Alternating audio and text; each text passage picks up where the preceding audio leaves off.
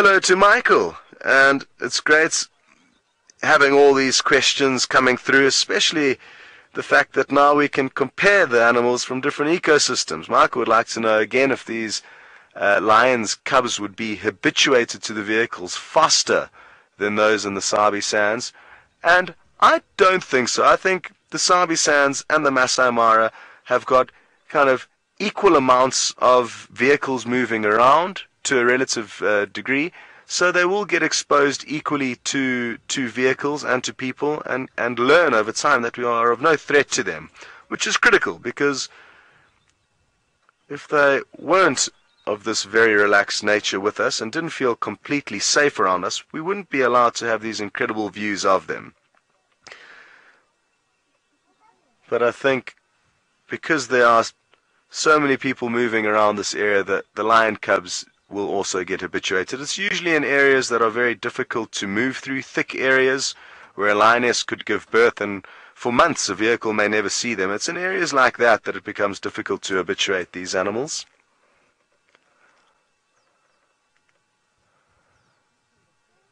Now I wonder what's going to happen next. They might have a little bit more on them in terms of moving.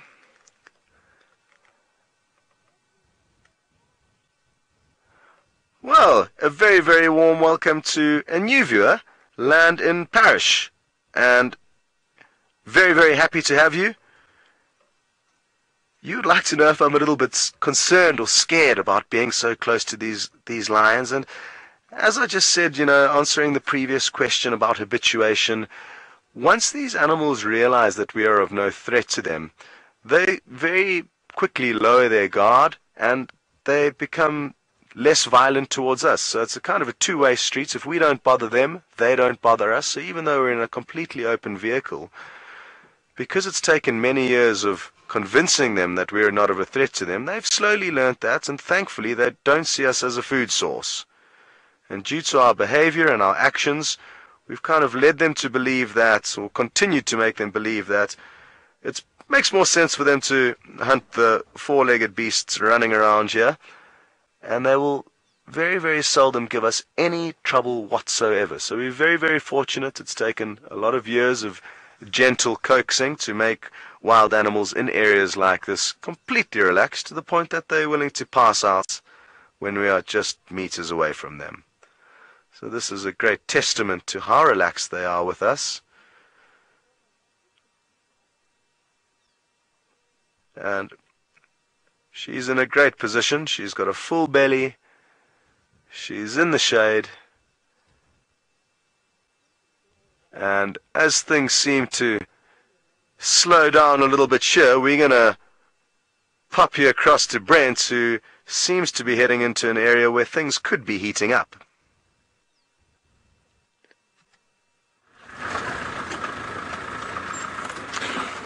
Well, we are at Lookout Crossing at the moment. It's taken us a bit of time to get here, so that's why I haven't seen us for a while. And there does seem to be a bit of massing of animals opposite sides, so they could cross at Fig Tree or one of the southern crossings from here as well. There we go, you see that? There's zebra, wildebeest. They're all still on the other side of the Mara River. But these crossings can be quite spectacular because of the height of the bank that the animals come down.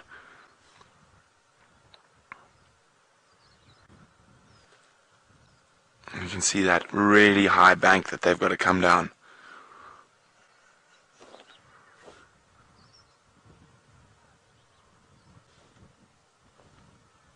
Now, of course, where the migration is, there's always a good chance at lion, leopard, hyena, or cheetah.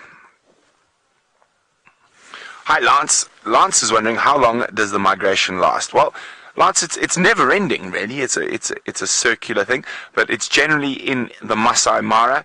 It's very early this year, but any time from now, sort of June through to September. Okay, so I think this is really the front runners here. I think the rest of them are going to be a little bit further to the south, so we're going to keep moving along the edge of the river. And who knows what else we might find.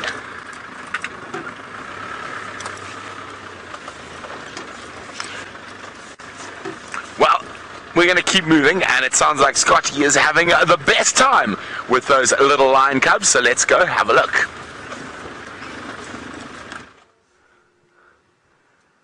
So this is the aunt who's not in the best mood this morning, and she's just kind of been left behind by the rest of the pride.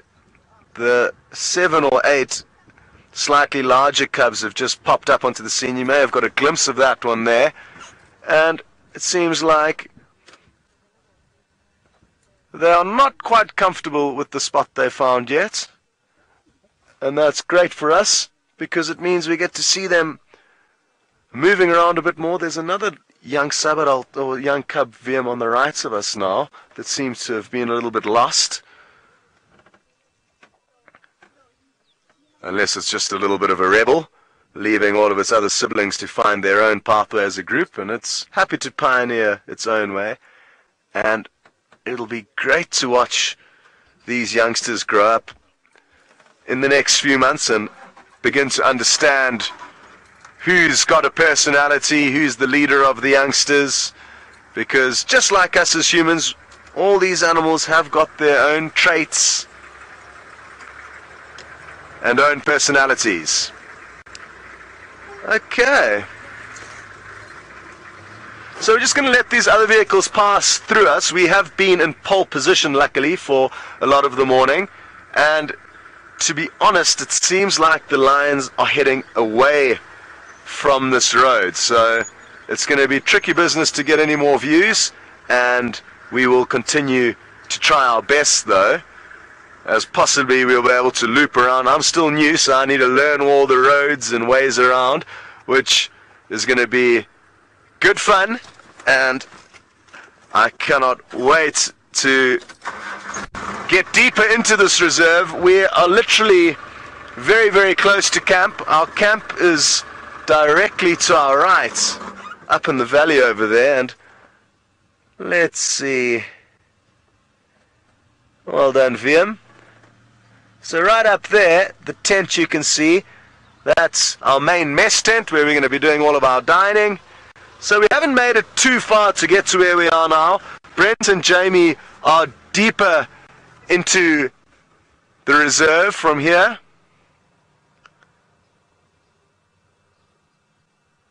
And I guess the views from wherever you are in the Mara are beautiful, but I must say that the camp elevated up on the escarpments alongside the beautiful Angama Lodge is certainly one that I'm very impressed with. And again, a huge, huge congratulations to Steph and everyone who's been here for quite some time now getting everything ready. And things happen slowly in Kenya, so you need to be quite patient with regards to getting things done, especially when you're out in the middle of a remote wilderness like this. So the guys have done a great job putting together a beautiful, beautiful camp with marvelous views. We're going to try and work out where these lions are moving, and while we do that, we are going to send you over to James. Here we are, we find ourselves in the studio again, of course, and all the effigies in exactly the right places. Brent's gone down to precisely where he said he was going to be. Now, I'm sitting on a scaffolding here. This will shortly become a sort of seatable short ladder, like you might find in a library or war room, if you like. It'll look slightly, perhaps more... I mean, this one's got character. It's just not the right kind of character, really. Anyway, what we've got here is a map exactly the same as the one that's on the table, but this is our character map, and we're going to build this up over the next little while and try and figure out who's who in the zoo. And as you know, lionesses are quite difficult to tell apart normally, but some of them are pretty obvious. So, for example, this one here, and in fact this lioness here is the same one there. She's in the wrong place. This is, I call her the square-eared lioness. Now she's got, if you come down here, I'm going to move her from here. This, you can see she's got pretty square ears, and I think they're pretty big. I think she's easily recognizable, and she is a lioness of the Angama pride. She's not the mother you've been watching. I'm not sure who the mother is. Anyway, that's one of them. We've got a few pictures of the cubs here, and eventually we will just have proper portraits. These are just kind of examples of the pictures that we have of the Angama pride. We'll move them around a bit and we'll place them in their territory. This is their territory over here. As I said earlier, here is Scarface, or Scar the male lion. That's him there. And he and his brothers dominate this general area. We're still trying to figure out exactly the extent of their range. The other characters that are going to be part of this map, of course, are the hyenas.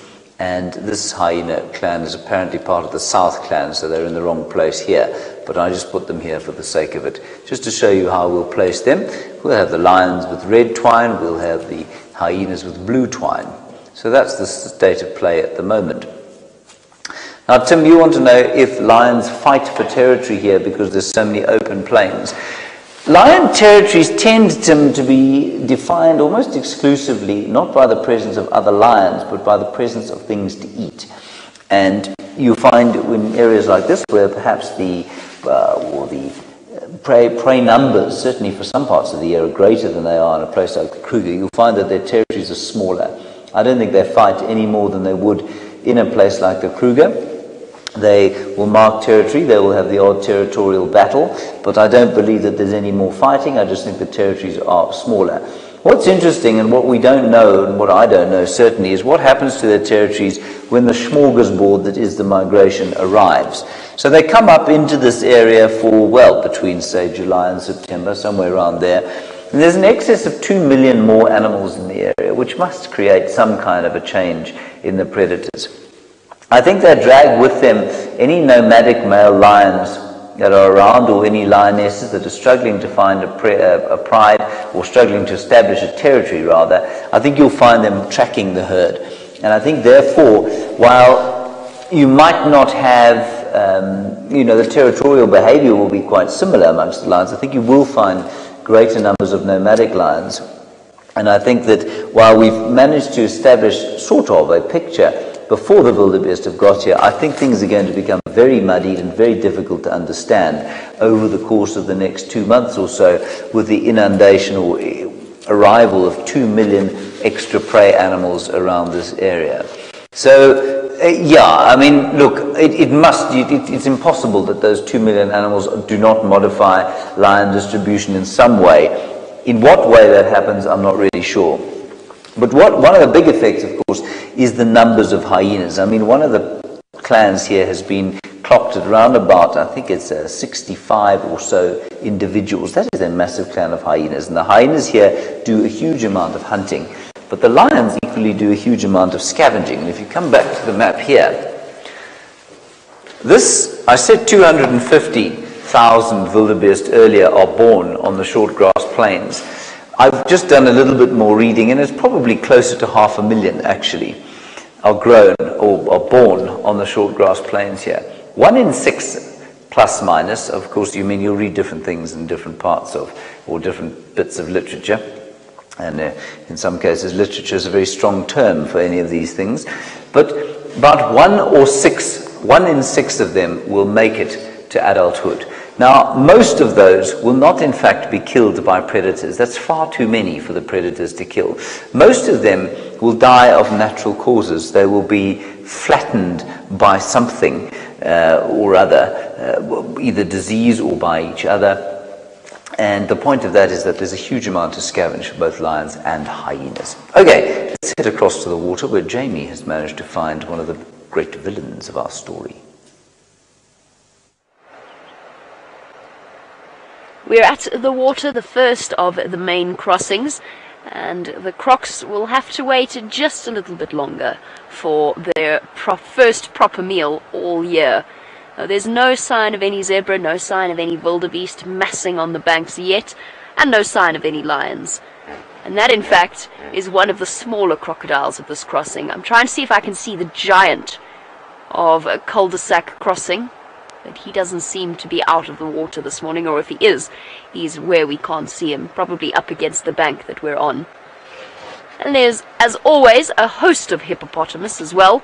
They're all around in these crossing points. It's the perfect place for them to gather. So they're all staring at us in the way that hippopotamus do, which is sort of vaguely threateningly, but otherwise between indifferent and threatening. If there's a word to describe that feeling, that's the way that hippopotamus look at you. And there they are, all gathered together in their pod. But otherwise, no sign of lions and no sign of any animals planning on coming across this area. Okay. I think let's move on around and on to the next crossing. I did hear a lion roaring just a few moments ago from this direction. So it's entirely possible that they're here somewhere. In fact, it's most likely that they're here somewhere just hiding in the shade or in the long grass, and they could pop out at absolutely any moment. It's still nice and chilly this morning, which means that the lions are going to be far more active, as you've seen with Scott already. Isn't it wonderful to have Scott back? I think it's wonderful to have Scott back. Okay, let's just go check around this corner. The crocodile sometimes hangs out in this area, the big one. Let's see if perhaps he's going to be obliging. Otherwise, we'll continue on and we'll check each and every single crossing point.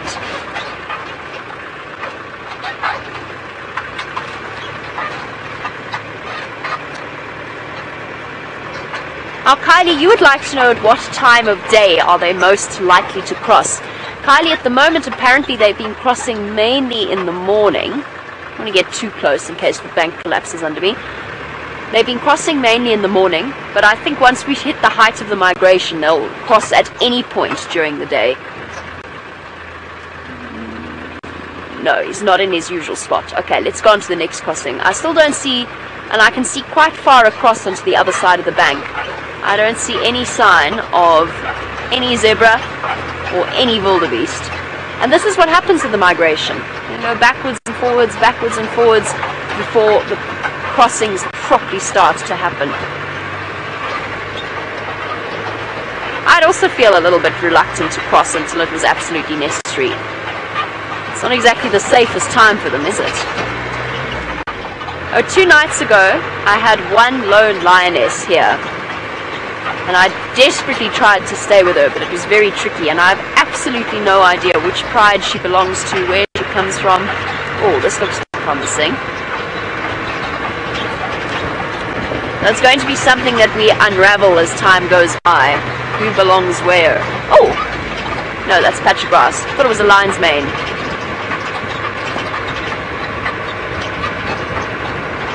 Nancy! A question everybody wants to know, I suppose. Who decides when the animals go across? Is there a leader or is it a natural instinct? Nancy, that's a question that's difficult to answer because no one really knows. It seems to be mainly instinct. There we go. Look, we've got some more zebra and some eland. And I'm going to stop here for a second. And the reason I'm going to stop here is because eland tend to be quite skittish out here.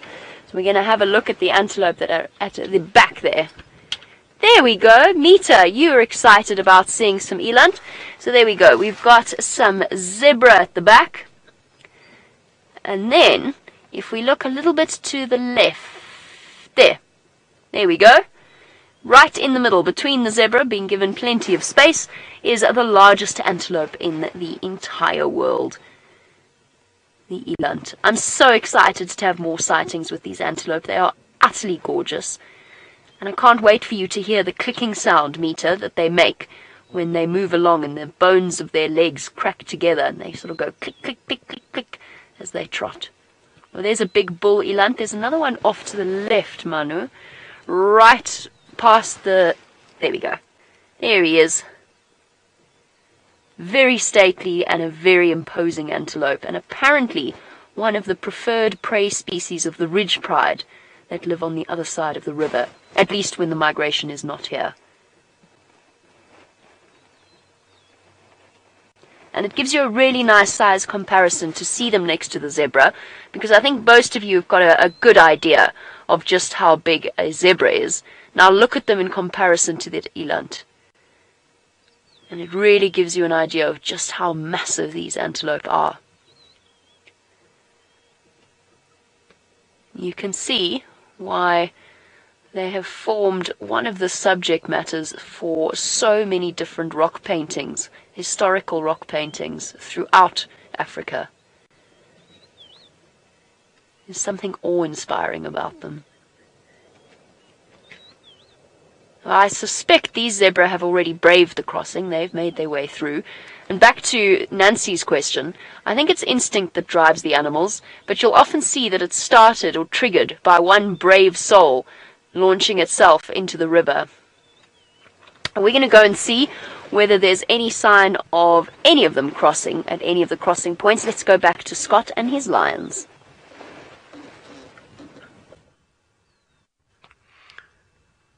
So we've rushed you back towards us to try and get you another glimpse of the lioness with those cute little cubs, and I think this will probably be the best option. There's a little opening in the grass, and imagine what it's like for them walking through grass that's 3 times taller than them. I guess they're very happy to be close on Mom's tail. And what an absolutely awesome morning it's been to get to know these little guys. We're going to reposition. I think we are going to be able to possibly get ourselves into a decent spot to get another view. Sounds like you've been having a good time with Jamie. The multitude of different species that you get out here that are different to the Sabi sands, including the eland, must be a very, very pleasant change of scenery for some of the longer standing viewers. And for those of you who are new, I guess you can just be grateful that you've arrived at such a wonderful time in what is certainly one of the world's most incredible wilderness areas. And I think it's going to take me a few days to sink in, or at least for the reality to sink into this actually happening, because for me it's a dream come true to be able to be leading all of you guys on a safari through what is one of the most exciting places to be on safari. And I guess this morning is certainly proof of how incredible the Mara can be.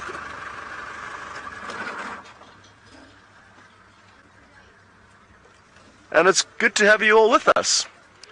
Now, what will be the lion's next move?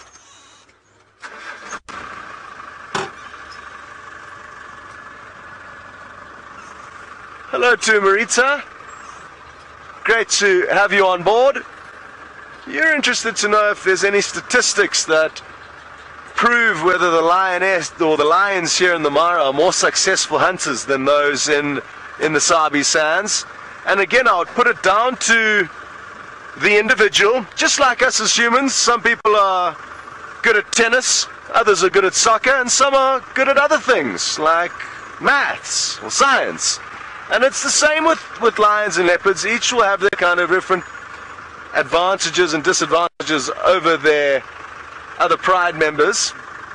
But I think the main factor that we will need to look at here when trying to work this out is the time of the year, because during the migration there's an absolute surplus of food. The opportunities that these lions are about to have is going to be far, far, far too much for them to possibly even comprehend. It's going to be far too much food for them to eat. They're going to be catching things, often killing them, and leaving them for other animals like vultures and hyenas to eat. So during the 3 or 4 months that the migration is in the Masai Mara, I think the lioness will definitely have a higher strike rate than the lioness in the Sabi sands, or the lions in the Sabi sands, simply because it's really, really easy pickings.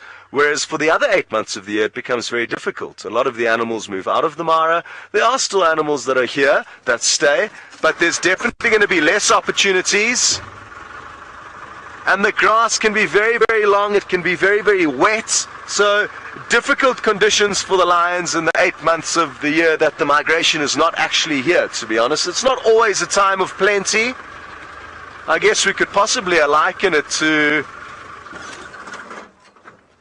the salmon run in Alaska, where For a few months of the year, the bears get to cash in on those highly nutritious fish and plentiful fish.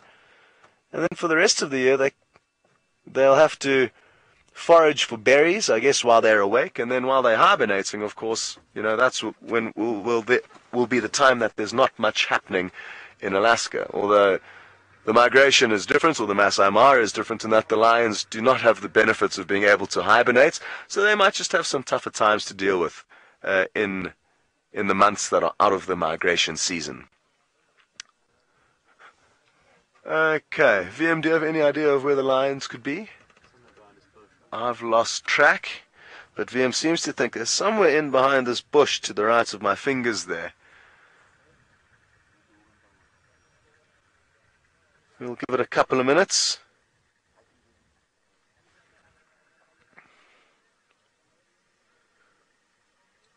Sure, well, like I've said, what an incredible start to come back into Safari Live with such action and such good quality sightings of these little cubs. I cannot wait to actually, see how it all unfolds, all the different Pride members. Brent says he's already seen about 120 lion personally in his month in the Mara. So there's just so much action here, so much to learn, so much to discover and explore with all of you. And I'm sure some of you have already started to work out who's who, kind of know the different areas, and I'm looking forward to furthering that adventure with you. Okay. Now the tricky thing with this long grass is that they could have possibly disappeared without us knowing. But we're going to spend some more time here, and while we try and work out what's going on, we're going to send you back to Brent with some zebra. Right between two crossings at the moment, and the wildebeest and zebra are running up and down. And there we go, the wildebeest doing more of the running at the moment.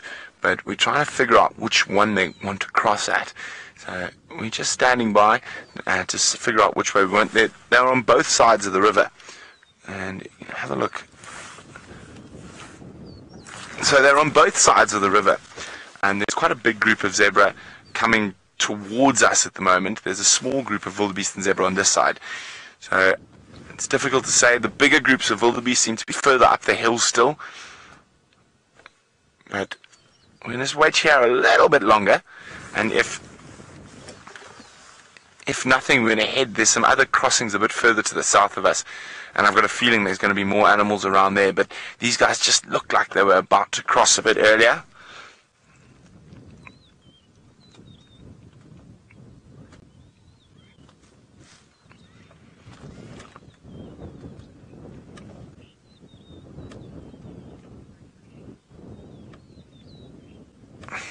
Hi, Roshni. Roshni's wondering what percentage of the migration are zebras. Roshni, there's probably about 1.5, 1.6 million wildebeest, a couple of 100,000 zebras, and a couple of 100,000 Thompson's gazelle. No, it doesn't look like they're going to do anything now. Let's just have a look. There's a whole big group of them coming across over here. Just want to see where they look like they're heading. They don't look like they're moving with too much vigor. There's some impala as well. They are not probably going to swim the river at all today.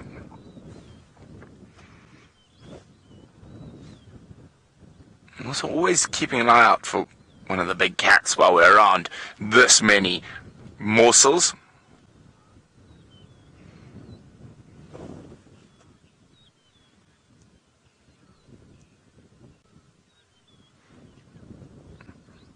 Now, Michael's wondering about the impala and saying, because their horns are much larger here than in southern Africa, is there a different hierarchy?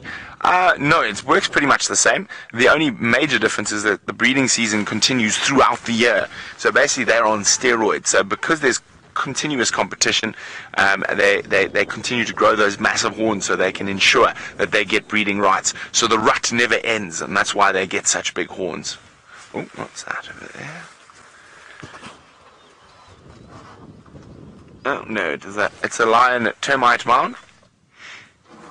Okay, these guys have stopped now. I think we're going to try go a little bit further south to the other crossings.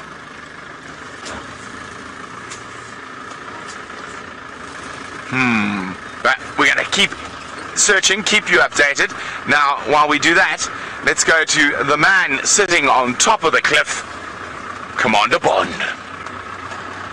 Now, what we want, everybody, is for you to become completely familiar with all these crossings. Now, the ones where Brent is looking now are probably going to play a smaller role in this show than they are now as the weeks go forward, because the crossings tend to happen around about where Jamie is. So I'm just going to give you all of the names of the crossings that we have here, and then you will become familiar with them as time goes on. So the first one she checked, of course, was Cul-de-sac crossing. Well, I say, of course, why should you know that? Cul-de-sac crossing is there. Then she went along to Main North and Main South, very close together to each other. Those are probably the ones where the wildebeest crossed the most often. Those certainly are the ones where we had the most action last year. Then we've got Dusty crossing over there, where we saw some half-hearted. No, in fact, we saw one very nice crossing there, actually. In fact, I think we saw it just about over there where I'm pointing now. And that's quite a deep water crossing, and it's a good place for crocodiles. It's very bad for the wildebeest, and I'll explain why now. And then I think the very first crossing that we watched, that we broadcast on Facebook Live, was here. And it's that picnic crossing down there. Now we keep talking about Serena, and I'll just point it out to you again. That's the headquarters of the Mara Triangle, and that, of course, is it's a fairly large hotel there, actually, with a place that you can go and have a meal should you find yourself mercifully stuck out in the Mara, which is not a bad thing to have happened to one. So that's the story with those crossings. Now the reason, I think, you'll read that it's unclear why they choose certain areas of the river and why they only use one area. Perhaps it's instinct. I think it's pretty obvious. I think that the banks and the depth of the river are the two most crucial parts of what makes these animals cross where they do. There's a vast amount of water here that they could choose to go across, and for some reason they do not. I watched last year them crossing here, and in fact possibly the most spectacular sighting we had there was just around there, and we had a lioness grab a wildebeest as it came out of the water, and we watched them swimming there. They had to swim completely. They were unable to walk on the ground, and a lot of crocodiles took wildebeest there. But when you get to something like Main North and Main South here, for most of the way across the river, the wildebeest can actually walk, and it's when they are not out of their depth that they stand the greatest chance of getting away from the crocodiles. These have got shallow banks or less steep banks, and the water is not particularly deep at those two crossings, and I think that's why they are the ones chosen most often by the wildebeest and the zebra. Okay, Jamie has managed to find another 2 of the 120 or so lions, apparently, that we have in this area.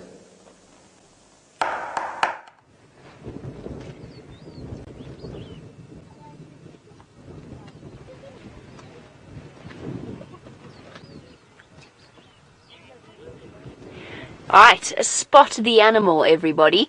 Somewhere around here there is something very hidden in the grass, something we've been planning on looking for all morning. Have you seen her yet? She's here, believe it or not. She's here. Just the tawny tip of the head and the black tips of the ear of one of the lionesses around the main crossings. James has said that this is, I think, where we're going to get the most action, and I would say he's absolutely correct. And these lions know it. This is prime territory for them. Believe it or not, there are 2 lions there. One male and one female, so I would say it's safe to assume that we have a mating pair. And in this particular area, you can never make complete assumptions, but judging by the full head of hair that poked itself up a moment ago, I would say there's a very strong likelihood that this is one of the musketeers. One of the 4 musketeers. Could be Scar. I don't know. I've got absolutely no idea. But this is right in the middle of their territory. They are dominant over the prides of this area, and they're the most likely candidates for who would be mating with this lioness. Come on, boy, I promise you there's a male lion there. He's just gone flat in the long grass. And unfortunately, this is an area that we can't off-road in, so we'll just have to wait and see. I think they're going to keep moving. And if it is a mating pair, then they should at some point at least get up and start mating.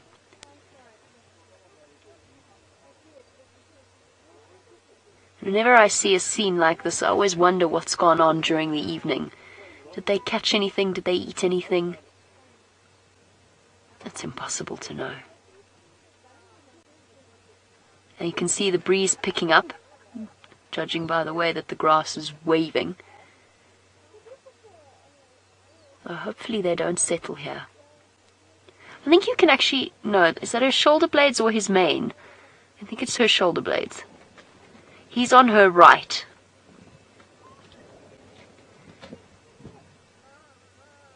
And as long as her head's up, there's good prospects for them getting up and moving about. As for which lioness this is, I have absolutely no idea. There's 3 prides in this area that probably overlap, and there's a little bit of confusion about them. The Serena Pride, the Magoro Pride, and the Paradise Pride. All of them seen around this area. The confusion comes in with the fact that there's a lioness with one eye that's been seen in both of the prides.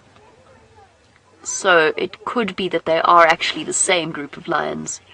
Now we're going to wait and see if she gets up, and perhaps we can identify our mystery male. I'm just wondering whether or not we shouldn't get up and go around. I don't think so, though. I don't think the view's going to get any better from any other position. I know there's a road that runs parallel to us a bit further up, but I think it's going to take us too far from them. So we shall settle here. As you can see, word has spread, and people are on their way to come and see the lions. I've been looking around while we're here just to see whether or not there's any potential prey, something that the lions might think about hunting. Doesn't look like it, though. I mean, there's a couple of impala, a couple of Thompson's gazelle, but they're so out in the open, it would be almost impossible for them to move around without being spotted far too far in advance. All I want to do is just reposition slightly so that we can move ourselves out of everybody else's way, and at the same time make sure we maintain a view.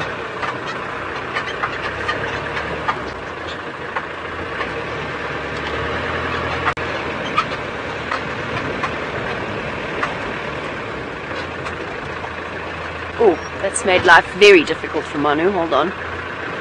Can you shout, Manu, if you see a good spot through the grass? This might have been an error in judgment. How's that?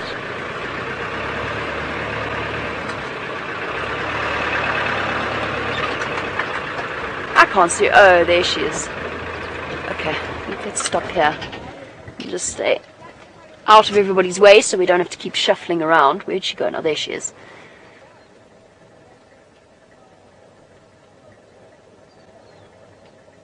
Oh, sorry, Lou. Who was that question from again?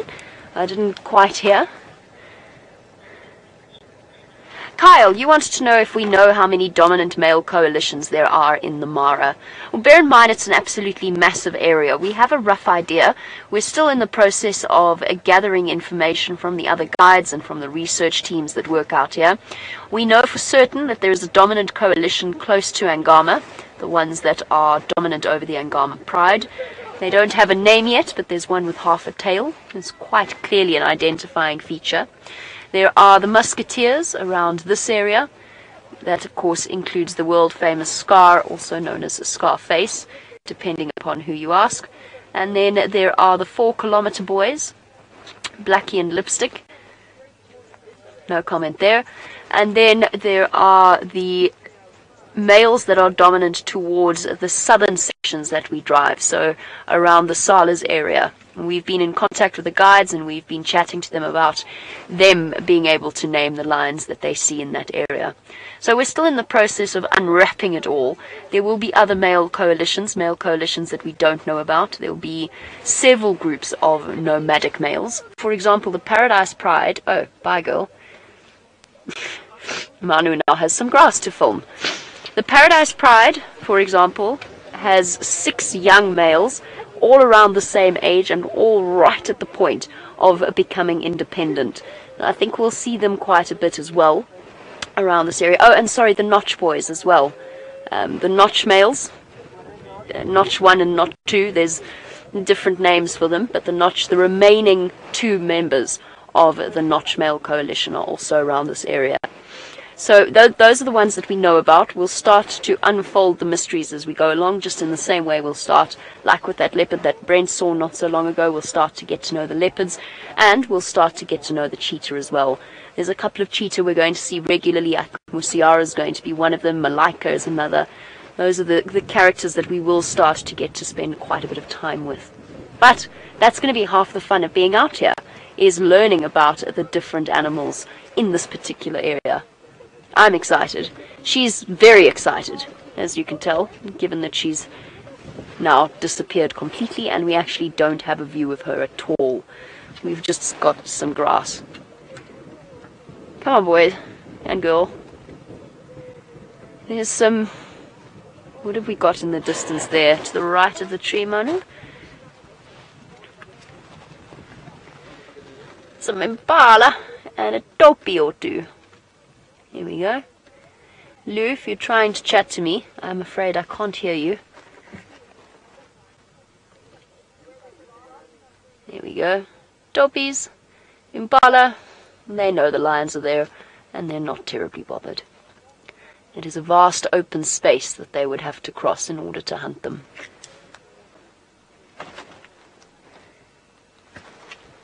Nope. No sign of the lions. I don't really want to move on, though. I want to sit and patiently wait and see whether they sit up. There we go, there we go. Look, it's a head up. There you go. Told you there was a male. Hey.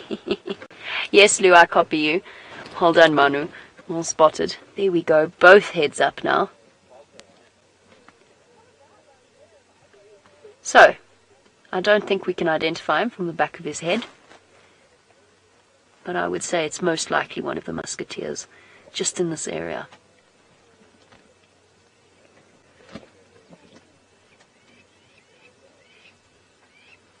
Hey boy, don't you want to come turn towards us? It'd be very much appreciated if you did.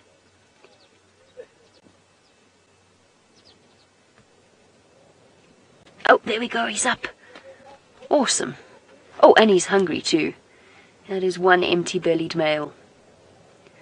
I don't know how long he's been mating with a female. Oh. A little bit of a snarl from her. There we go. And the courtship continues.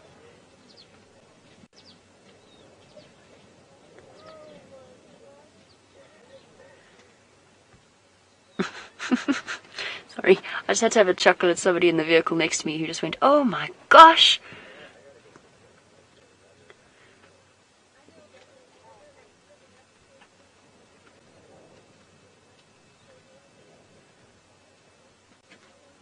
Great enthusiasm there. I think it's safe to say. Oh, there you go. Perfect opportunities for screenshots. Let's see who this male is. Definitely not Scar. That Scar would have shone out very clearly. I think it's safe to say... Oh, was that exhausting? I think it's safe to say that they've been mating for a while, given that unenthusiastic approach to things. Yes, Lou, I copy you at the moment. For now, I can hear you. And both lions vanished into the grass. Are we going to stick with them and see where they decided to end up? I think they're just going to, yep, they're going to lie down there. Now, while we wait for another view of our lions, let's go over to Scott, who has found some elephants.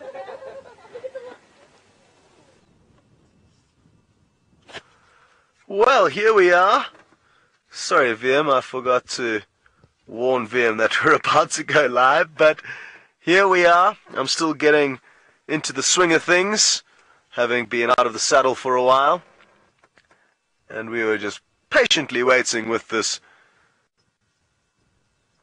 elephant and the herd behind her. She could well be the matriarch.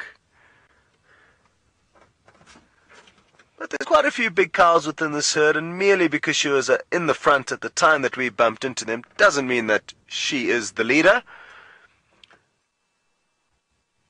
Oh, looks like the youngster closest to us has got a little bit of a playful streak in it. When you see them start kind of chewing on the end of their trunk like that, you know they've got a little bit of a funny mood. There it goes. It had a bit of a spring in its step. And they often kind of bite onto their trunk because it gets in the way in the early days. They haven't got complete control of it.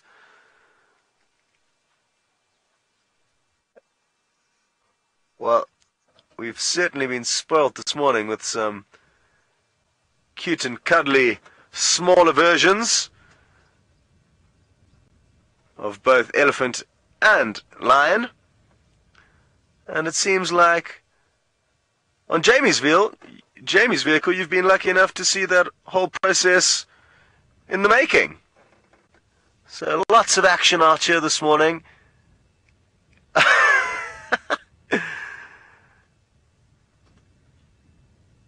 If only it knew how many people were watching it. I wonder if it would still be acting this way.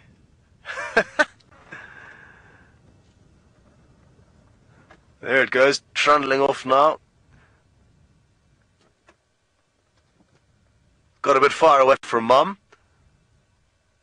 And it seems like this one's having a personal kind of program to try and work out how on earth to get to work this trunk more efficiently.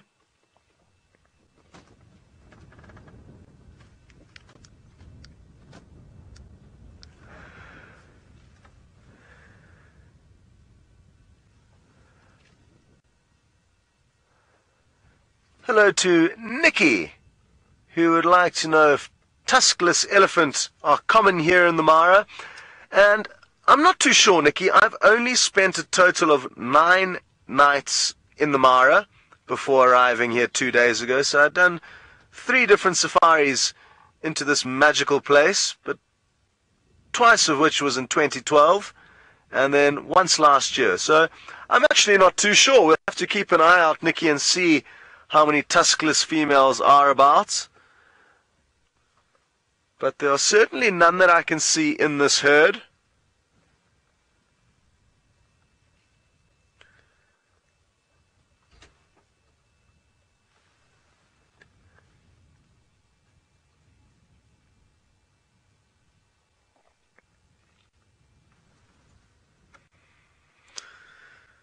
Hello to All Right, who's all the way in Texas. I hope all is well over there. And you'd like me to have a guess as to how old I think that young elephant calf that was playing around earlier is. And I would guess in and around kind of between 6 months and a year. It certainly wasn't tiny, but judging by its playful nature and its lack of ability to coordinate its trunk, leads me to think it's somewhere roughly between the 6 months to 12 months brackets. But it can be very difficult to age animals, so it's always just a guess. Because I guess just like humans, you can get a big baby and a small baby, and one that develops slightly faster than the others. And it's no different out here. This one is putting on a serious show. Off you go. Who are you wanting to chase off?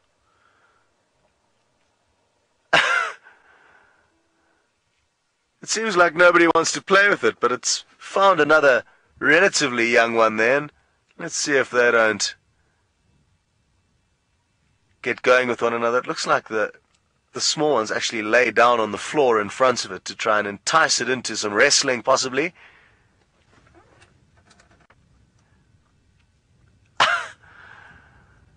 You can just see its feet kicking up into the air. But it's having a tough time finding a playmate, but it seems happy enough to play on its own, which is a good thing.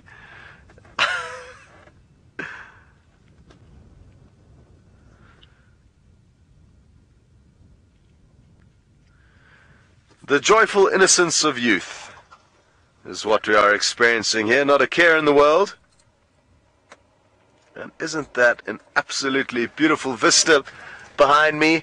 The views in this place are really something that is taking some time to get a hold of, because wherever you look, there are animals, there is beauty, and it's only going to get more intense. The next few weeks are going to see these plains filling up with wildebeest and zebra.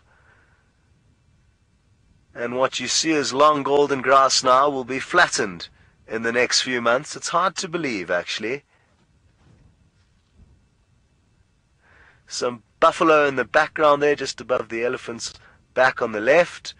And I'm happy to hear that Peyton agrees that just about every view in the Mara is beautiful.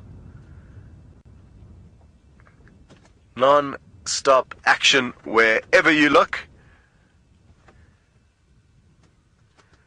Well, we're going to continue on now and leave this parade of elephants to head south as we continue to head east.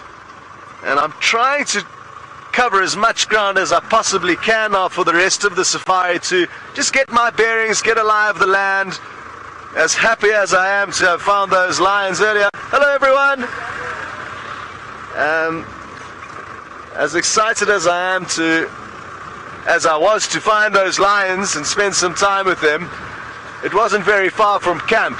So I'm going to try and use these next few weeks to get my lie of the land and work out what's what. And I'll be spending a lot of time, I guess, in the studio where James has that wonderful map. And that's a good place to get one's bearings, and that's exactly where you guys will be heading right now.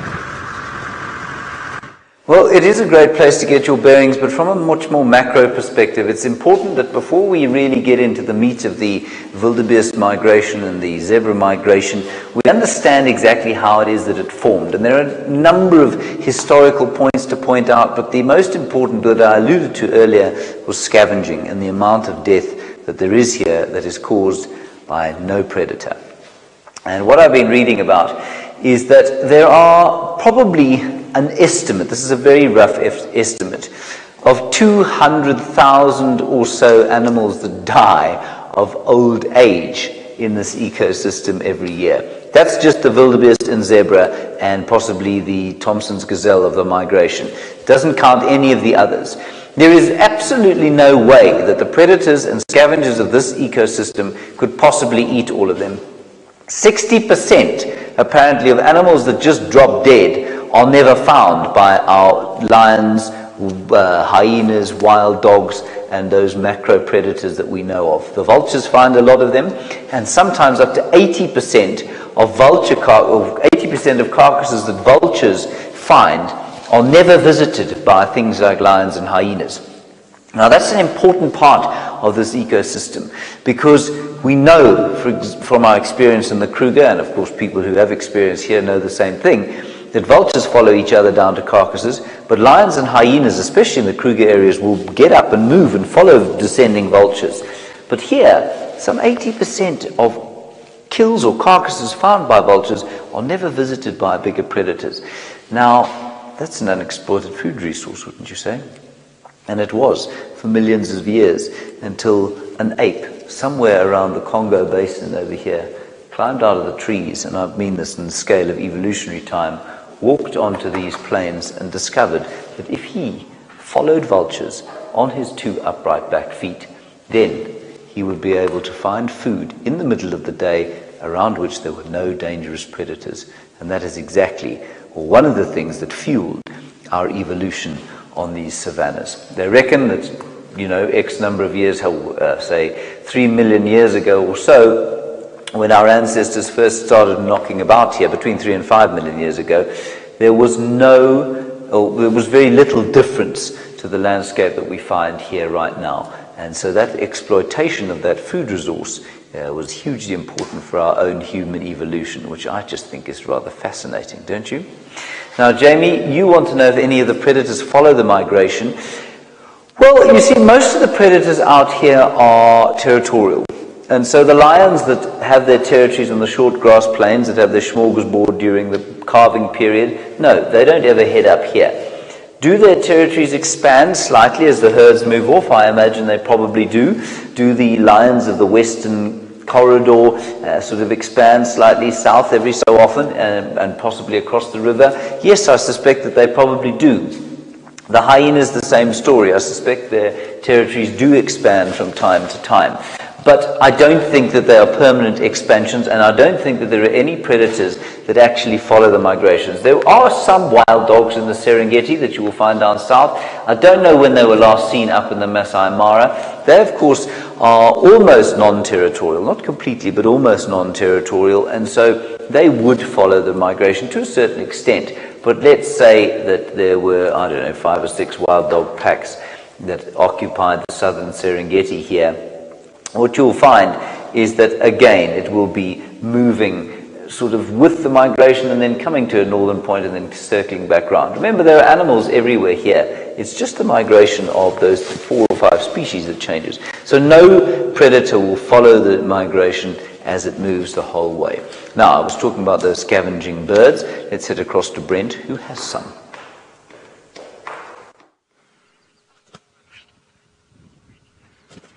Well, we've got a whole host of scavenging birds. Looks like there was a kill here at some point, but it's all gone now. You can see the Rupel's griffins with that very distinct sort of yellowish tip to the beak and that much whiter feathers on the wing than the white-backed vulture. Also slightly bigger than the white-backed vulture. And they all seem to be just quite enjoying the sunshine this morning. Now, I've been keeping an eye out for any predator around, but apart from the scavengers, there's not much. We've got some marabou storks, and the king of the castle when it comes to the scavenging birds, who's busy got his head under his armpit at the moment, the lapid-faced vulture. And they are quite sinister-looking creatures. Oh, there's a little bit of showmanship going on with the vultures, so there looks to be a few little scraps left in the grass there, and that's what's being battled over by, it looks like, the white-backed vultures. It seems like the Rupels and the lapid-faced and the marabous have already picked what they can, and the white-backs are trying to get a little bit for themselves. Now, what this does mean is there could be lion close by, there could be hyena, there could be cheetah. The 2 cheetah boys, who haven't seen yet, I've heard have been hanging out in this area since the migration arrived.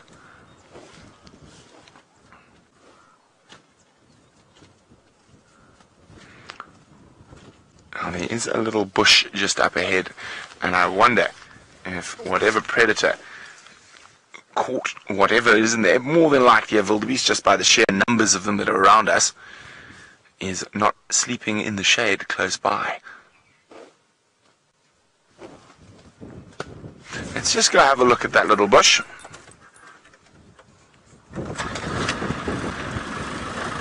So just over here, so who knows, there might be a lion, a leopard, cheetah, or anything just snoozing off its meal.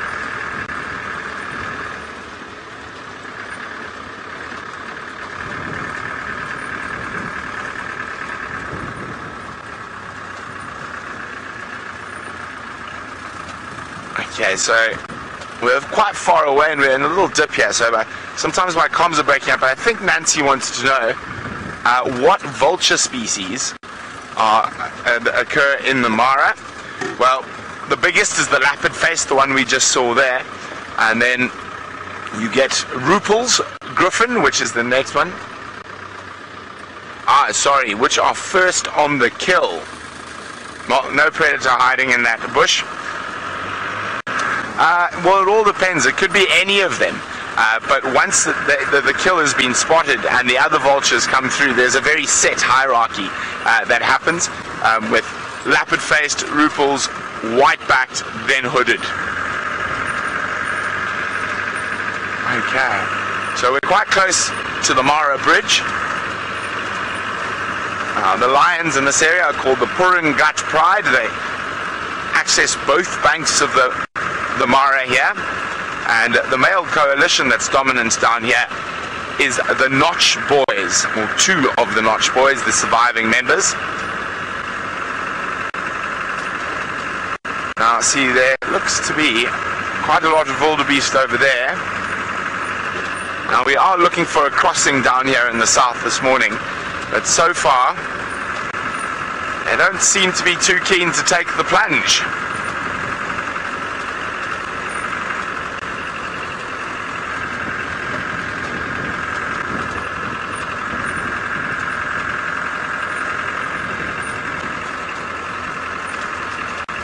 Hi Tim. Tim's wondering, do animals ever use the Mara Bridge to cross the river?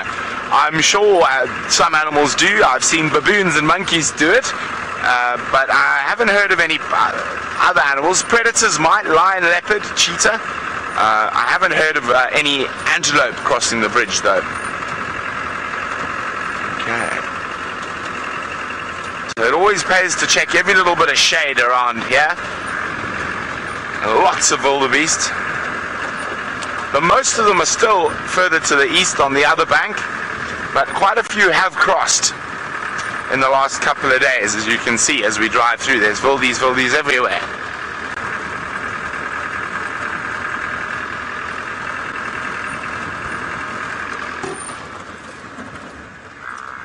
And the noise is just incredible.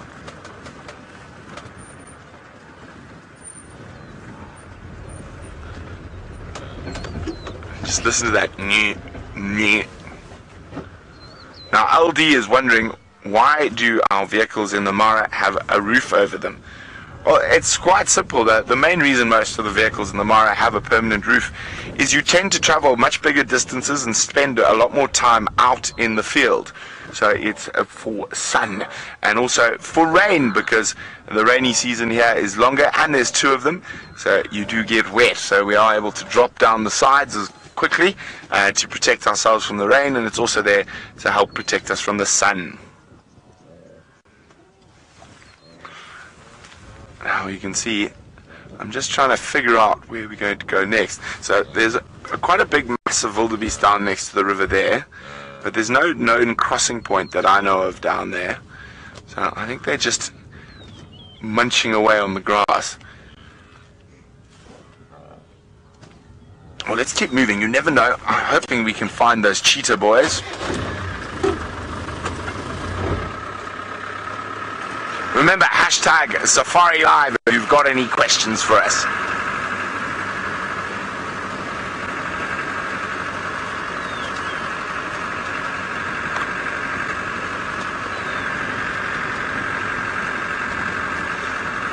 Okay, we're going to keep searching for some cats amongst the, well, not the pigeons, the wildebeest.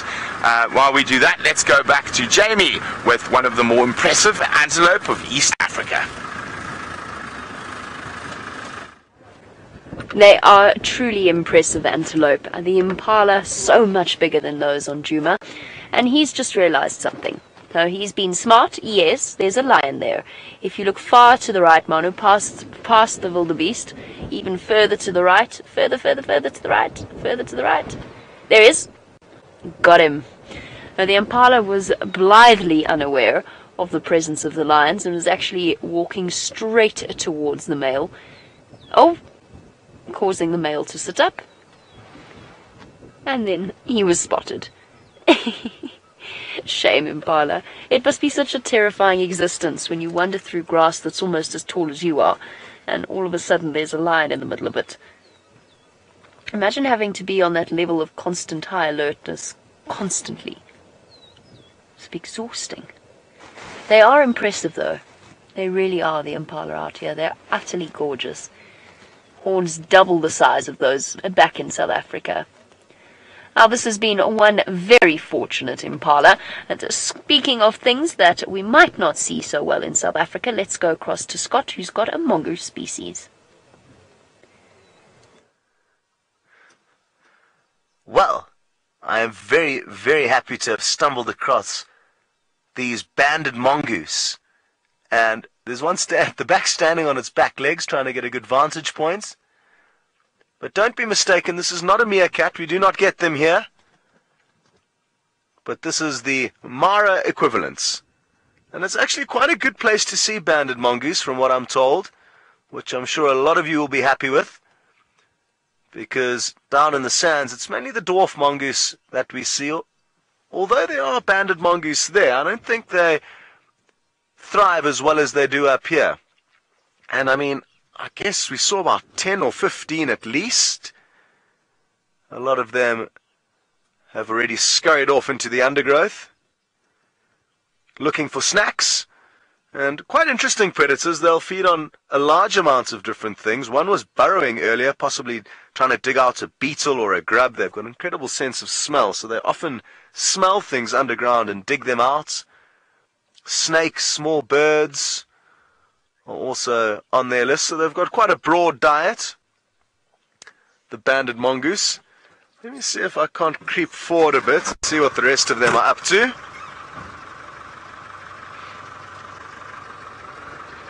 I'm told you've been enjoying a fine specimen of an impala ram, and they are serious beasts up here in East Africa compared to the southern subspecies. No luck. It seems like the mongooses have scurried off. Oh, a hammerkop just flew out with a fish. Come back, or stop, or land where we can see you. Ah, we just missed a kill. But let me see if I can reverse and get us a view of it. It looked like it had a little catfish in its mouth.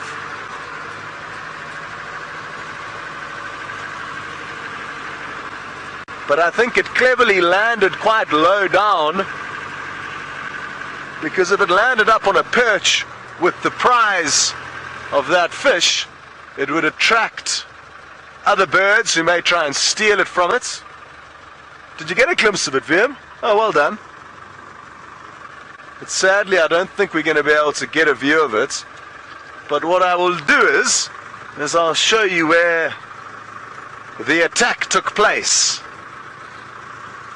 And those birds are very good hunters. They enjoy drying up puddles or ponds. Oh, it looks like it's already back. We might get to see it hunting again. Unless this is a different one. Here it goes.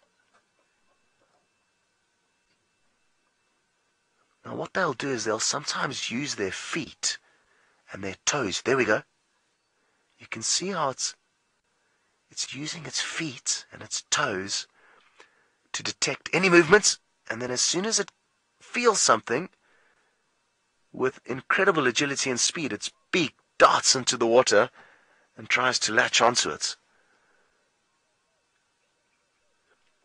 The name hammerkop means hammerhead in Dutch or Afrikaans, and as you can see, its head does have a very distinctive hammer shape. Come on, get another one for us. So this looks to be the ideal hunting grounds for this bird. It's not too deep, just touching its belly. And of course, the main thing will be that its prey, oh, I thought it had one, is that its prey has got nowhere to hide. This little drying up puddle means if this hammerkop spends long enough here, it'll be able to catch everything out of the pond.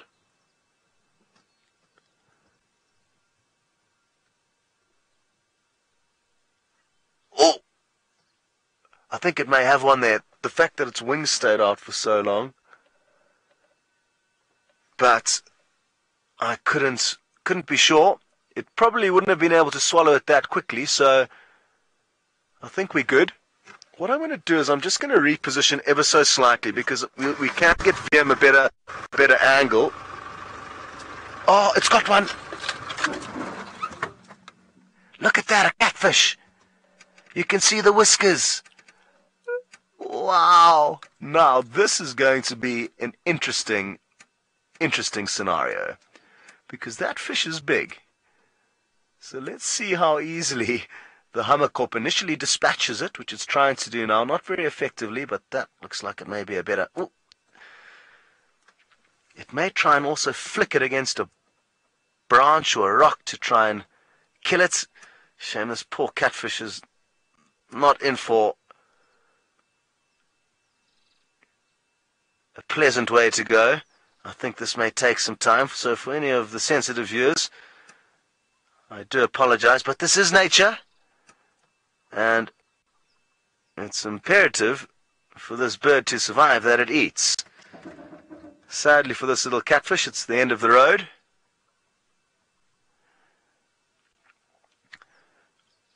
So, for the chefs out there, you could almost say that the hammerkop is dusting the fish in a batter of coarse sand. Not your average batter, but for the hammerkop, I guess it's going to be the spice of the day. Now, I'm just not convinced by this hammerkorp's method of dispatching the fish, because it seems like it's doing more damage to the end of its beak than the actual fish every time it hits into the ground.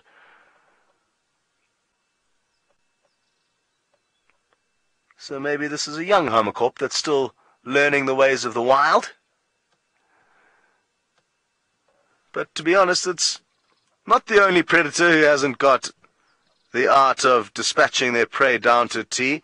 Many predators out there have not got the most effective or efficient or kind ways, you could say, of killing their prey, but that doesn't make them bad animals or horrible creatures. Again, I guess it's just the way of the wild.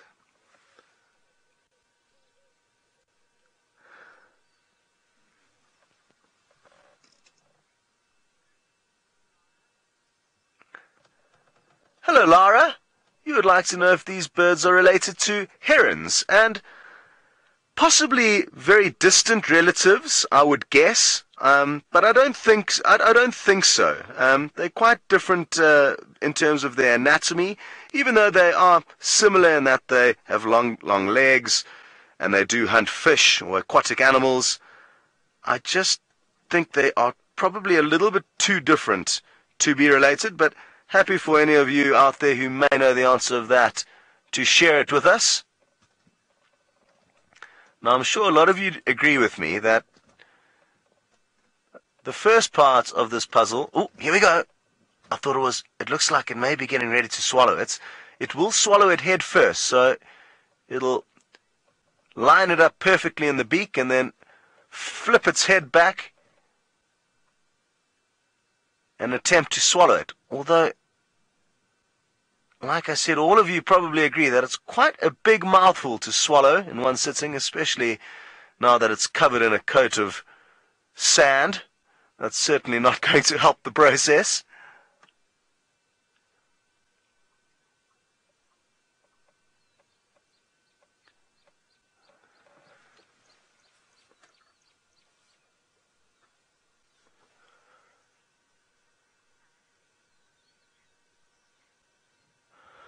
Hello to Nancy.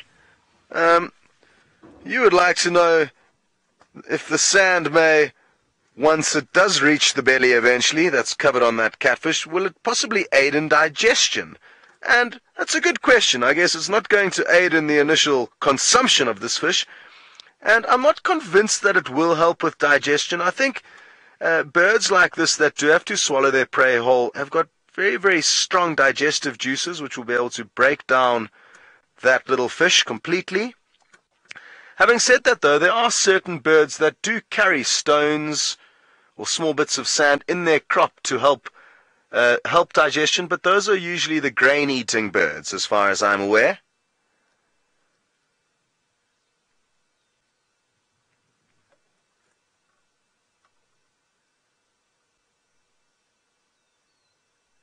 Now, what I can tell you is that catfish, even a catfish of that size, have got a very, very hard head. They've got a very big flat bone around their skull, on the top of their head.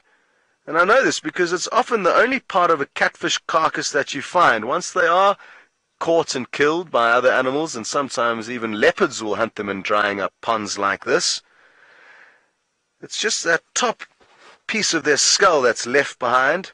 Oh, here goes. Oof. Good luck. It's going faster than I thought it would, but let's see what happens, because it's early days.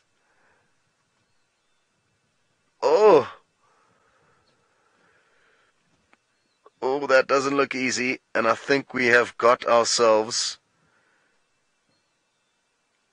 a scenario that could take a while to play out. Imagine having to do that. I mean, the fish is barely dead. It's covered in sand. Oh, take two. Not quite ready.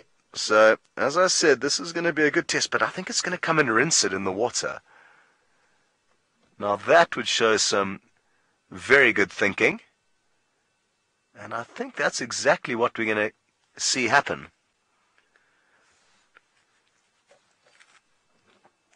Another question's just come through. I didn't catch who it was from, but you'd like to know if this battering of the fish is helping to kind of make it a bit softer and therefore easier to digest. And Marion, I don't actually think so. I think the main aim of this is to actually kill the fish so that it doesn't wriggle around once it gets into the bird's stomach, because that could obviously cause a lot of damage to the internal organs and stomach lining of the bird. Like most fish, they've got fins and some sharp bony fins that could possibly puncture the bird's stomach if it wasn't properly killed first.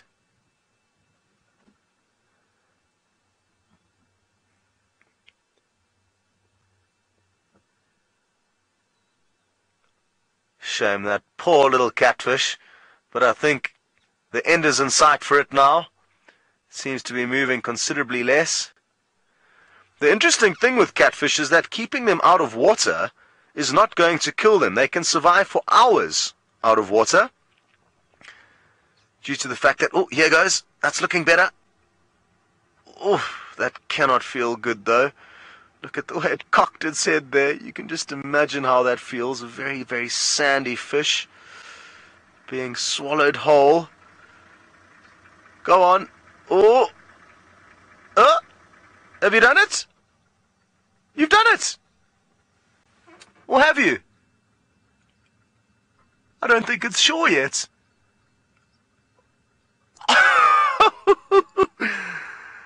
Oh, gosh. I mean, you can see it's just trying to swivel and probe its head and readjust its body to make its, I guess, its esophagus as straight as possible so that fish can slide down. Looking promising. Relief. And is it going to head straight back into the pond to try and get another one? Let me just move forward. There's a vehicle behind us trying to get past. And we will pull over for them, and then we'll come back and have a quick look at it. We were stopped on a little bridge there.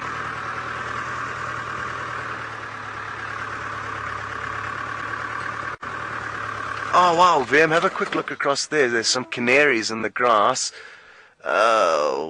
Just in front of that termite mound. There's a little termite mound, the tuft of grass just in front. There it goes. Look at the beautiful bright yellow colorations on that. Now, I'm not sure exactly what canary this is, but it's got two very distinctive malar stripes running down its throat, and a dark patch over its eye, and off it goes, just like that. So I'm going to have to get my book out and try and work out who that is. And while we turn around and try and get another view of that hammerkorp to see what it gets up to, we're going to send you back to Jamie with some eland.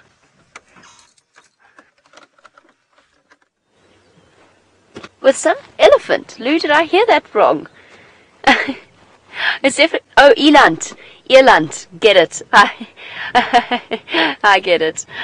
Just slightly misheard. I was going to say it's a big antelope. It's not quite as big as the elephants that we see out here. We're not there just yet. But this is probably one of the closest views I've had since I arrived in the Mara of some bull eland. There's a herd that lives up at the top of the mountain with us, and we get to see them almost every day. It's a strange thing. You see them wandering around with the cattle, and then off they go, moving off into the wilds. It's been really lovely to see these massive antelope again. Now there's another vehicle that's going to come past us very shortly. Buddy, morning. And there's some mating lions just a bit further on. Yeah, if you just keep going towards Serena. Yeah. Yeah, towards the Serena you'll see all the vehicles. Cool. Alright, enjoy. Hi guys.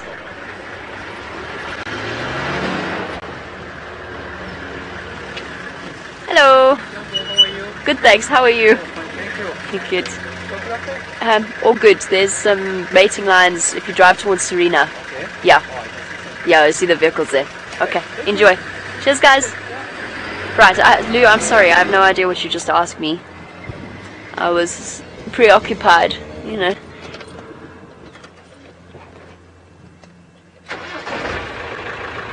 Marita, you want to know whether or not eland are endangered. They're not endangered. They're not listed as endangered. They are more, in South Africa at least, you see them far more frequently in slightly more arid areas. Here we go, hold on one sec. Just give me a moment. No point talking about them if you can't see them. They're making their way back towards the water. They're beautiful. They really are a beautiful antelope. As far as I know, they're not listed as endangered yet. I'm pretty sure that they are around about the sort of the classification of the IUCN is around about least concern. So it's not an antelope that we need to be worried about. They're not endangered. They haven't reached the point of even being vulnerable at this stage. So not something we need to worry about. Oh, well, of course we need to worry about all wildlife, but not an endangered species. Just one that we don't see all that often.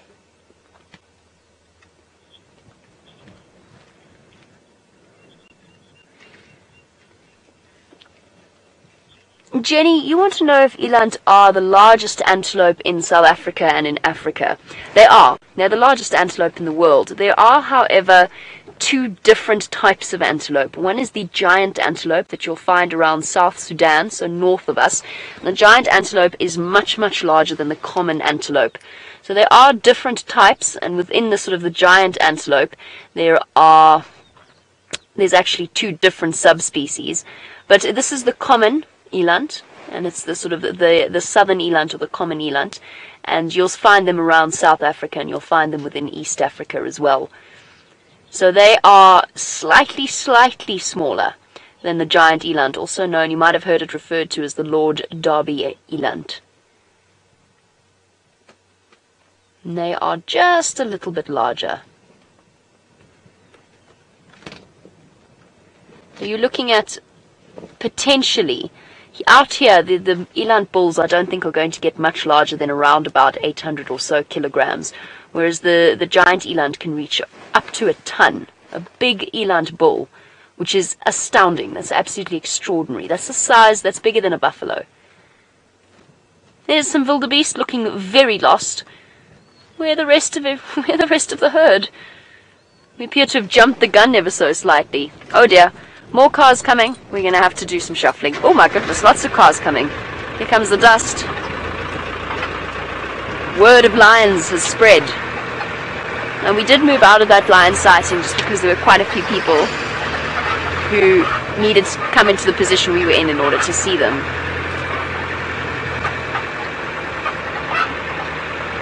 Now Lara, you would like to know what makes the eland an antelope and not a cow.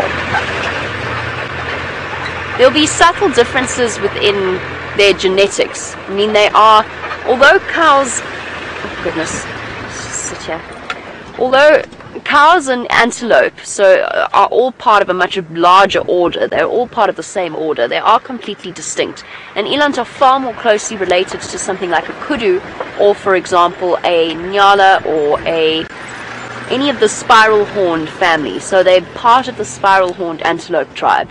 Eland, kudu, nyala, bushbuck, I'm just going to blink the dust out of my eyeballs, bushbuck, sitsatunga, those sorts of animals. Though they're much more closely related, they are most definitely an antelope. It's in their structure of their legs, it's in the structure of their bodies, and it's in their behavior as well.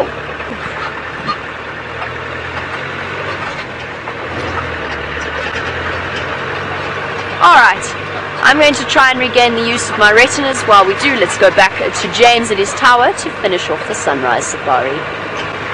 I think that the use of one's retina is extremely important. In fact, I think that without the use of one's retina, you would be struggled to be a presenter out here.